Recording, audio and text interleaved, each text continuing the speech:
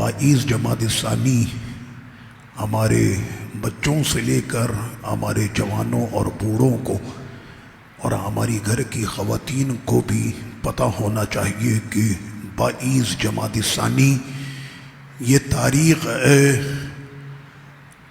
اس ہمت والے مرد قلندر جماعت صحابہ کا جو مرشد ہے اور تمام صحابہ کرام میں جو سب سے افضل ہے، پوری دنیا جس کے لیے کہتی ہے افضل البشر بعد الانبیاء بالتحقیق سیدنا ابی بکر صدیق رضی اللہ عنہ کہ نبی اور رسول کے بعد پورے جہاں میں سب سے افضل ابو بکر صدیق رضی اللہ تعالی عنہ ہے۔ قلندر لاہوری علامہ اقبال ان کے بارے میں یہ فرماتے ہیں کہ میدان سیاست میں لوگوں کے سر گنے جاتے اور جس کو زیادہ ووٹ پڑ جائے اقتدار کی کرسی اسے ہی ملتی ہے، لیکن میدان عشق و محبت میں، میدان وفا میں لوگوں کے سر نہیں گنے جاتے بلکہ لوگوں کو تولا جاتا ہے۔ آقا کریم صلی اللہ علیہ وسلم تاروں کی اس انجمن کو دیکھ کر ہماری ماں حضرت عائشہ صدیقہ بنت صدیق رضی اللہ عنہما کہنے لگی کہ یا رسول اللہ صلی اللہ علیہ وسلم، ہے کوئی آپ کا ایسا امتی کہ جس کی نیکیاں ان تاروں کے برابر ہوں؟ آقا علیہ الصلوۃ والسلام نے فرمایا ہاں اے عائشہ، میرا وہ عمر ہے کہ جس کی نیکیاں تاروں کے برابر۔ وہ جو جواب سننا چاہ رہی تھیں ان کے مزاج کے مطابق جب جواب نہ ملا تو آقا علیہ الصلوۃ والتسلیم تو مزاج شناس ہیں کہ میری عائشہ کو شاید یہ بات پسند نہیں آئی، وہ تو سمجھ رہی تھی کہ ابا حضور کا نام آئے گا۔ آقا علیہ الصلوۃ والتسلیم نے فرمایا کہ عمر کی نیکیاں تاروں کے برابر ہیں اور ابو بکر کی ایک نیکی عمر کی ساری نیکیوں پر بھاری ہے۔ یہ ہے وہ میدان عشق و وفا کہ جہاں پر بندوں کو تولا جاتا ہے کہ صدیق اکبر تنے تنہا پوری جماعت صحابہ پر سب سے زیادہ فضیلت رکھنے والے ہیں، اور حضرت عمر رضی اللہ عنہ وہ تو ان تمام باتوں کو جانتے اور سمجھتے بھی تھے، تو کہنے لگے کہ میرے بھائی ابو بکر، عمر اور آل عمر کی ساری نیکیاں لے لو، بس اپنی ایک نیکی مجھ کو دے دو۔ تو وہ صدیق اکبر نے پوچھا فاروق اعظم رضی اللہ عنہ سے کہ وہ کون سی نیکی ہے؟ فرمایا کہ وہ رات کے جو غار ثور میں سرور کونین صلی اللہ علیہ وسلم نے اپنے سر انور کو جب ابو بکر تمہاری گود میں رکھا تھا، اس پر عمر بھی قربان ہے، عمر کا خاندان بھی قربان ہے، وہ ایک رات مجھ کو دے دو اور عمر اور آل عمر جو ہے اس کی ساری نیکیاں میں تم کو پیش کرتا ہوں۔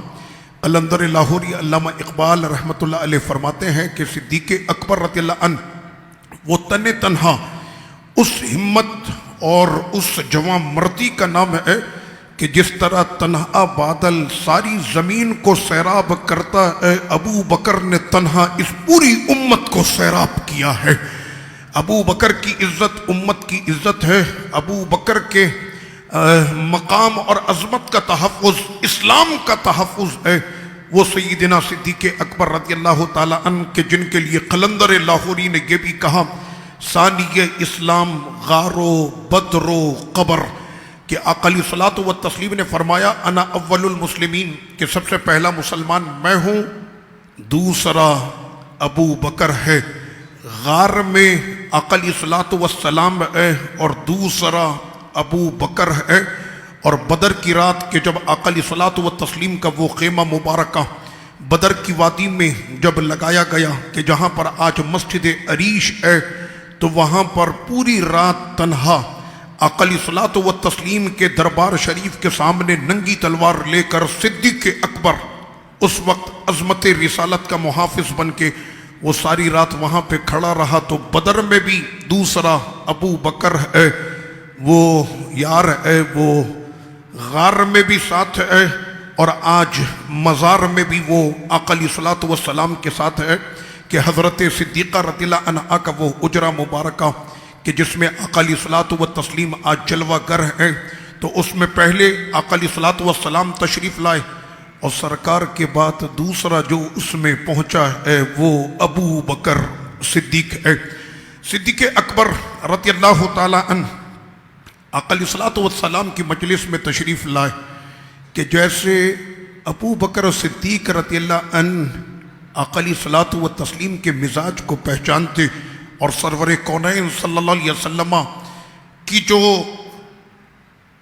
روح ہے اس روح میں صدیق اکبر رہتے۔ آقا علیہ الصلوۃ والسلام دودھ پیتے ہیں، ابو بکر کہتے ہیں کہ دودھ تو میرے رسول نے پیا تھا، ابو بکر دیکھتے ہی دیکھتے سیراب ہو گیا۔ عربی کے الفاظ ہیں ارتویتو کہ میں سیر بھر کے جو ہے میں نے کھا لیا، حالانکہ کئی دن ہو گئے تھے کچھ نہ کھایا نہ پیا تھا، بس حضور کو دیکھتے تھے تو صدیق اکبر جو ہے وہ سیر ہو جاتے تھے۔ گھر میں بھی اگر کوئی لاڈلا ہو پیارا ہو تو ماں اور باپ اس کے تیور کو دیکھ کر سمجھ جاتے ہیں کہ میرے لاڈلے کو کوئی تکلیف پہنچی ہے۔ آقا علیہ الصلوۃ والسلام کی مجلس میں صدیق اکبر رضی اللہ عنہ ایک روز تشریف لاتے ہیں اس حالت میں کہ انہوں نے اپنی چادر کا ایک کونا جو ہے وہ ایسے پکڑا ہوا ہوتا ہے۔ آقا علیہ الصلوۃ والسلام کی نظر جیسے ہی اپنے اس پیارے پر پڑتی ہے، فرمایا کہ یقیناً میرے ابو بکر کا جو ہے وہ کسی سے کوئی تنازع ہوا ہے، ان کے چہرے کے تاثرات بتا رہے۔ سرکار جن کے چہرے کی چہرہ شناسی فرماتے ہوں وہ ابو بکر صدیق رضی اللہ عنہ ہے۔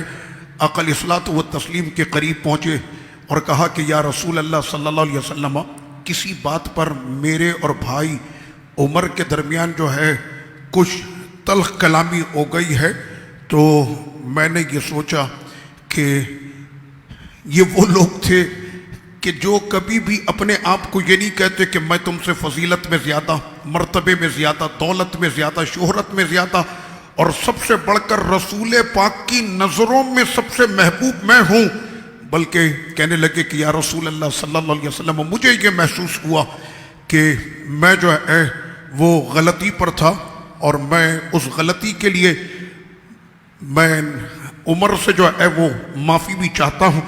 ابھی حضرت عمر رضی اللہ عنہ پہنچے بھی نہیں، آقا علیہ الصلوۃ والسلام نے فرمایا ایک نہیں 3 مرتبہ کہ پورا جہاں جس پیارے مصطفیٰ کریم آقا کو راضی کرنے کے لیے لگا ہے، خود خدا فرمائے وَلَسَوْفَ يُعْطِيكَ رَبُّكَ فَتَرْضَىٰ کہ آپ کا رب آپ کو اتنا عطا کرے گا کہ محبوب تم راضی ہو جاؤ گے۔ اس محبوب نے اس وقت ابو بکر کے لیے 3 مرتبہ کہا کہ ابو بکر تجھے اللہ نے معاف کیا، ابو بکر تجھے اللہ نے معاف کیا، ابو بکر تجھے اللہ نے معاف کیا۔ 3 مرتبہ آقا علیہ الصلوۃ والسلام نے فرمایا، اور اسی اثنا میں حضرت عمر رضی اللہ عنہ بھی جو ہے وہ تشریف لے آئے۔ یہ تربیت بارگاہ مصطفی صلی اللہ علیہ وسلم کی تھی۔ ان کے دلوں کے اندر نفرت، کدورت اور اپنے بھائی کے لیے جو ہے وہ عداوت اور بغض کا آنا، ایسے دلوں کو سرکار نے اپنی نظروں سے اجلا کر دیا تھا کہ ان کے دل جو ہیں وہ زمزم سے زیادہ شفاف ہوتے۔ حضرت سیدی فاروق اعظم رضی اللہ عنہ پہنچے، آقا علیہ الصلوۃ والسلام کی جیسے ہی حضرت عمر رضی اللہ عنہ پہ نظر پڑی، چہرے پر جو ہے وہ غصے کے آثار ظاہر ہوئے۔ صدیق اکبر نے دیکھا کہ سرکار غضبناک ہو رہے، کہیں ایسا نہ ہو کہ کوئی عطاب نہ آ جائے۔ فوری طور پر آقا علیہ السلام کی بارگاہ میں صدیق اکبر کہنے لگے کہ یا رسول اللہ صلی اللہ علیہ وسلم، کلام میں غلطی پر میں تھا، میرے بھائی عمر کا کوئی قصور نہیں ہے۔ اور حضرت سیدی فاروق اعظم رضی اللہ عنہ آقا علیہ السلام کی بارگاہ میں مچل کر کہنے لگے کہ یا رسول اللہ صلی اللہ علیہ وسلم، مجھے جب محسوس ہوا کہ گفتگو میں شاید میں ہی جو ہے وہ زبان درازی کر گیا ہوں، تو اس خیال کے آتے ہی میں فوراً ابو بکر کے گھر پہنچا، تو پتہ یہ چلا کہ وہ گھر پر نہیں ہے۔ ہمیں پتہ ہے کہ ابو بکر اگر گھر پر نہیں ہے تو پھر وہ بارگاہ رسالت میں ہی ہوں گے۔ آقا علیہ الصلوۃ والسلام اپنے صحابہ اکرام سے یہ فرمایا کرتے کہ آتے جاتے رہا کرو، کام کاج کیا کرو، تو وہ کہتے کہ حضور آپ کی مجلس چھوڑ کر جاتے ہیں پھر ہمارا کہیں دل ہی نہیں لگتا۔ اس کے بغیر ہمیں کوئی مزہ ہی نہیں آتا. اگر سیکنڈ کے لیے بھی آپ کا یہ جلوہ ہماری نظروں سے اوجھل ہو جائے تو ہمیں یہ پسند نہیں ہے. فرمایا آتے جاتے رہا کرو، اس سے محبت بڑھتی ہے. لیکن صدیق اکبر جب 2-4 روز غائب ہوئے تو آقا علیہ الصلوۃ والسلام صدیق اکبر سے فرماتے ہیں ابو بکر کہاں رہتے ہو؟ کہنے لگے سرکار آپ نے فرمایا تھا نا آتے جاتے رہا کرو، محبت اس سے قائم رہتی ہے. فرمایا وہ دوسروں کے لیے تھا، تم چلے جاتے ہو تو تمہارا خیال تو ہمیں نماز میں بھی آتا. ہمارا ابو بکر کہاں رہ گیا؟ اتنی محبت سرکار علیہ الصلوۃ والسلام کی. تو اس وقت آقا علیہ الصلوۃ والسلام نے سیدی فاروق اعظم رضی اللہ عنہ سے فرمایا، اور فرمایا تو فاروق اعظم سے، لیکن پوری جماعت صحابہ کو یہ سنا دیا گیا، بلکہ یوں کہیں کہ قیامت تک آنے والوں کے لیے اس روز سرکار نے اعلان کیا صدیق اکبر رضی اللہ عنہ کی فضیلت پر. فرمایا کہ سنو، یہی تو وہ ابو بکر ہے کہ جس وقت میں لوگ تمہارے نبی کی نبوت کو جھٹلا رہے تھے، لوگ کلمہ پڑھنے میں تردد کر رہے تھے، لوگ اس وقت میں شکوک و شبہات میں مبتلا تھے، ایک میرا یہی تو پیارا ابو بکر ہے کہ جس نے بغیر کسی انتظار کے تمہارے نبی کا کلمہ پڑھ لیا.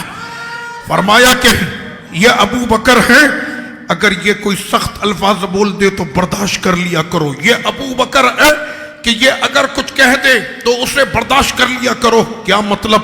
یہ وہی ابو بکر ہے کہ جو تمہارے رسول کی بارگاہ میں سب سے زیادہ محبوب ہے. آقا علیہ السلام اپنی پوری مجلس میں جماعت صحابہ کے سامنے صدیق اکبر رضی اللہ عنہ کی فضیلت میں جب یہ ارشاد فرما رہے، کیسے وہ نادان ہوں گے یا ان کی آنکھوں پہ کیسا پردہ ہوگا کہ اتنی عظمتوں کے ہونے کے باوجود قرآن کی سینکڑوں آیتیں، میں کتنی آیتیں آپ کے سامنے پڑھوں.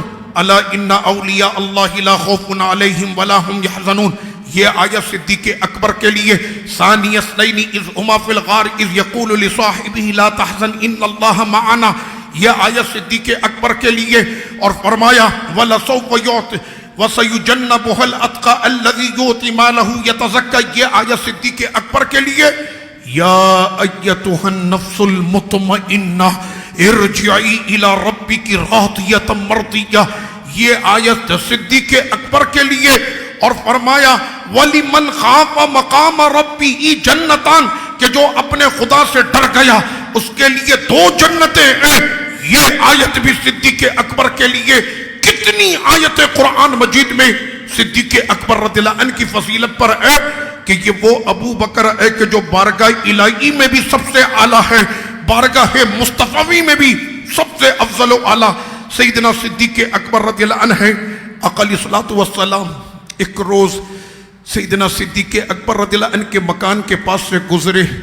اس زمانے میں یہ عالی شان جو آج ہمارے محلات تیار ہو رہے، یہ دنیا پہ حکومت کرنے والے، یہ لوگوں کے دلوں پر راج کرنے والے، جن کی عظمتوں کے ڈنکے آج مشرق سے مغرب، شمال سے جنوب، زمین سے عرش بری تک جن کی عظمتوں کے ڈنکے ہیں، یہ کچے مکانوں کے اندر رہا کرتے تھے.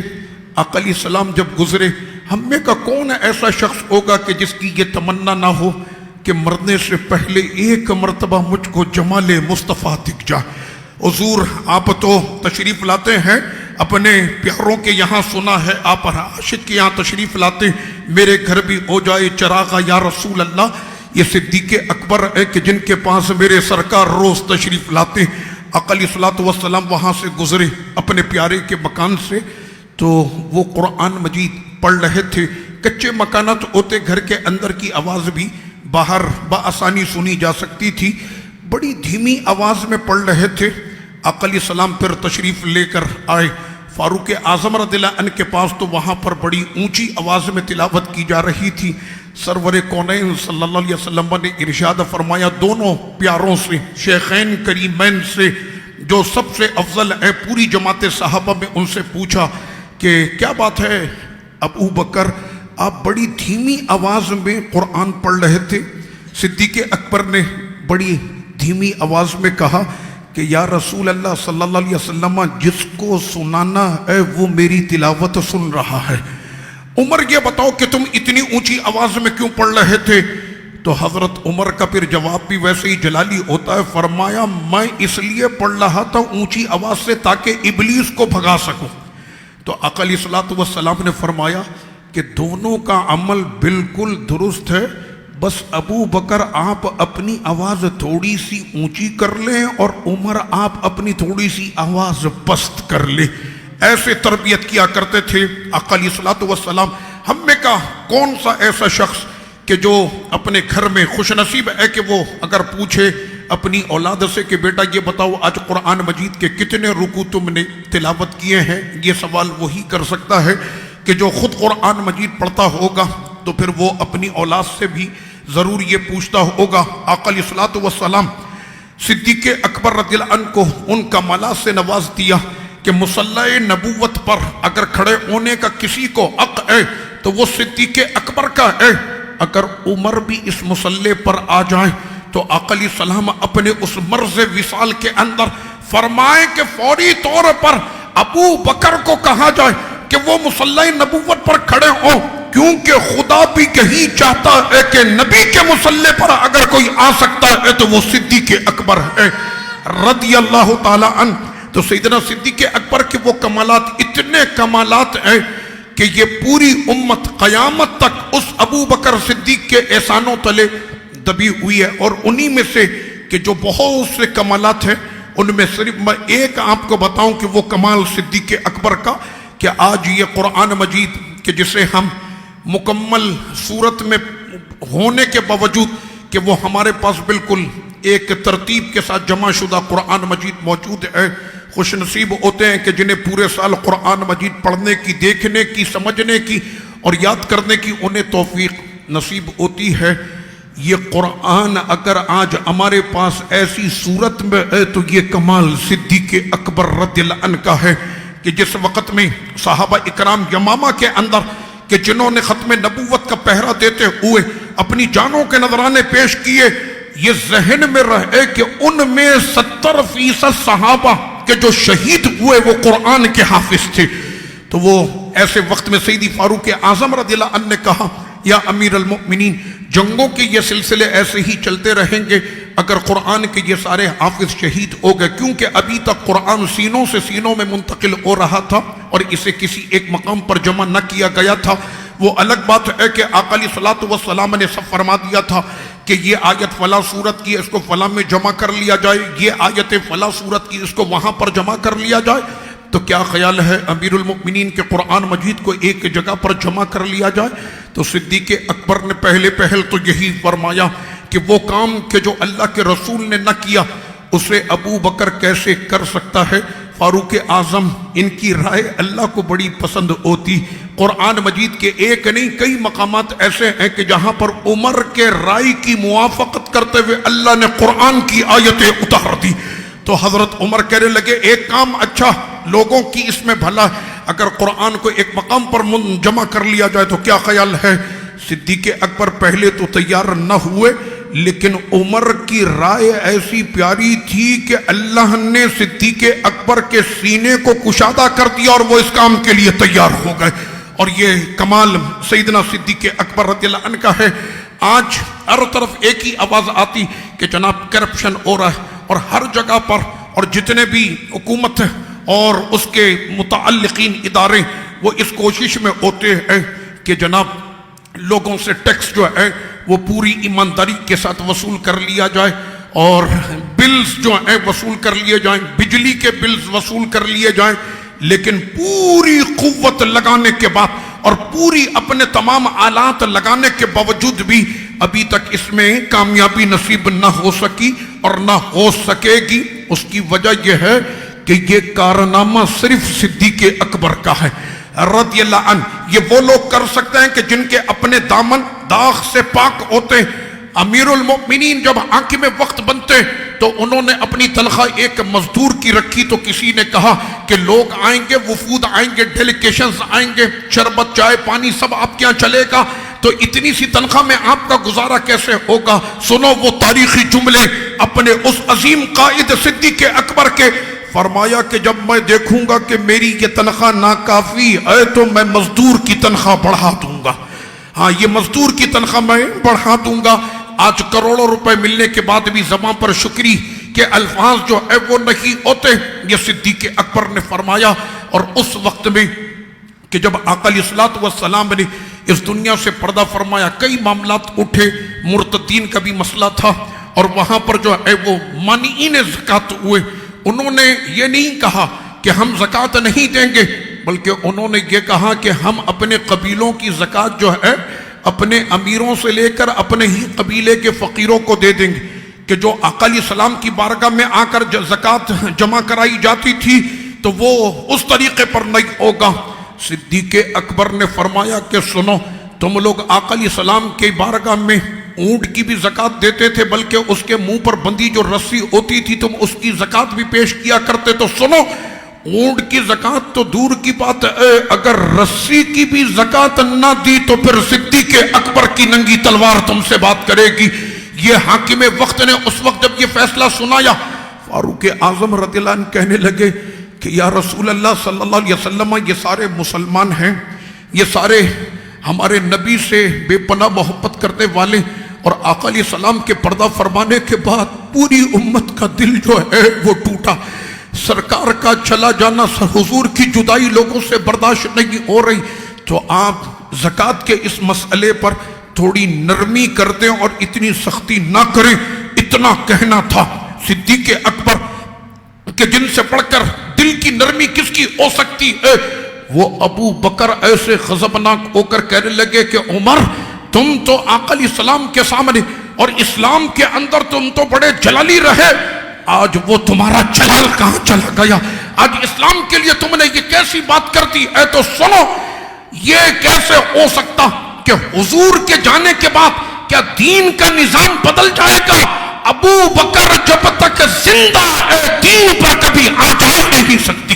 یہ الفاظ تاریخی تھے، اور آپ نے جو کہا تھا اس کو پھر آپ نے کر کے بھی دکھا دیا. صدیق اکبر ہمیشہ یہ کہا کرتے تھے کہ اے کاش ابو بکر اس ٹہنی پر بیٹھنے والی اس چڑیا کی طرح ہوتا، کہ تو وہ ٹہنی پر تو بیٹھتی ہے لیکن اللہ کے حضور اس کا کوئی محاسبہ نہیں ہوگا. کھجور اور یہ گھاس کا جو تنکا تھا، اس تنکے کو دیکھ کر کہنے لگے کہ اے کاش کہ یہ ابو بکر یہ تنکا ہوتا تو ابو بکر کا کوئی محاسبہ نہیں ہوتا. وہ ابو بکر جو نماز میں سب سے آگے، جو روزے میں، زکوٰۃ میں، حج میں، خیرات میں، جہاد میں، عشق رسالت میں، پوری جماعت صحابہ میں جس پر قرآن کی سینکڑوں آیتیں اس کی عظمت کو بیان کرے، وہ ابو بکر اس طرح سے بات کیا کرتے تھے. ان بزرگوں کی ان باتوں کو سننے کے بعد ہمارے اندر بھی یہ عاجزی پیدا ہونی چاہیے. اگر امن دین کی خدمت کی ہے تو کوئی احسان نہیں، بلکہ اللہ تمہاری اور تمہارے اجداد کی اور تمہاری نسلوں کی قبروں کو روشن کرے گا. اللہ پاک جو ہے وہ دین پر قربان کرنے والوں کے جو ان کی جو جزا ہے وہ اپنی شان کے مطابق ان کو عطا کرتا. صدیق اکبر ہمیشہ اسی طرح سے گفتگو کرتے. تبوک کا موقع ہے، سیدی فاروق اعظم رضی اللہ عنہ کہنے لگے حالات میرے بڑے اچھے تھے، مال بہت میرے پاس جمع تھا. آقا علیہ السلام نے فرمایا کہ اس تنگی کے وقت میں ہمارے اوپر یہ جنگ مسلط ہو گئی ہے، مال بھی چاہیے، جان بھی چاہیے. عثمان غنی نے تو پھر اس روز کمالی ہی کر دیا. فاروق اعظم جو ہے انہوں نے اپنے مال کو 2 حصوں میں تقسیم کیا. آدھا مال گھر والوں کے لیے رکھا اور آدھا مال آقا علیہ السلام کی بارگاہ میں اس ارادے سے پہنچایا کہ میرا آدھا بھی جو ہے وہ آج ابو بکر کے مال سے بہت زیادہ ہوگا. لیکن دل اندر سے یہی کہہ رہا تھا کہ آج بھی ابو بکر کچھ ایسا کرے گا کہ بارگاہ رسالت میں ابو بکر آج بھی بازی لے کر جائے گا. میرے آقا فرمائے عمر کیا لائے؟